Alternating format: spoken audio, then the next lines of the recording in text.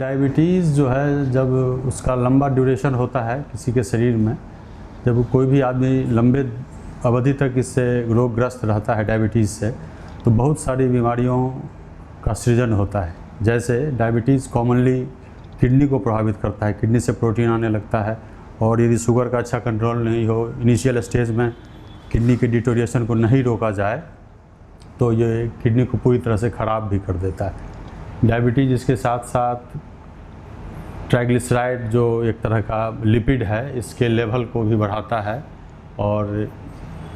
Diabetes की वजह से लिपिड के बहुत सारे जो ये प्रकार हैं उनमें भी एबनॉर्मलिटी आती है, और उनके अनकंट्रोल्ड होने से ये कई एक बार ब्रेन में स्ट्रोक भी कॉज करता है, कई एक बार ये हार्ट की बीमारी भी पैदा करता है, और लंबे ड्यूरेशन में डायबिटीज़ रेटिना पर भी, आँख पर भी असर डालता है। इतना ही नहीं, कई एक बार ये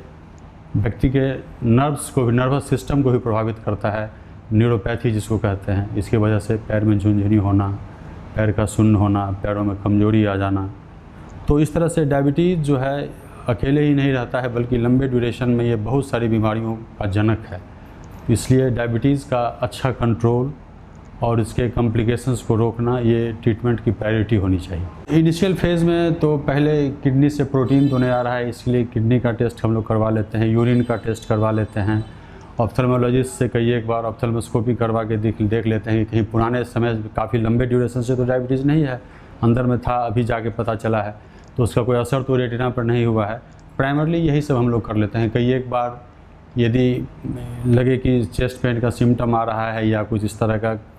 सिम्टम्स है, तो कई एक बार TMT वगैरह करा के हम लोग देख लेते हैं कि कोई हार्ट पर भी तो प्रभाव नहीं पड़ रहा है। तो इस तरह से इनिशियल स्टेज में जब किसी को डायबिटीज़ डिटेक्ट हो तो प्रायः इसके जो प्रोबेबल कॉम्प्लिकेशंस हैं उनको डिटेक्ट करने का प्रयास करना चाहिए अर्लियर स्टेज में, चूँकि अर्लियर इंटरवेंशन से कोई भी बीमारी को उसको अच्छे से कंट्रोल किया जा सकता है।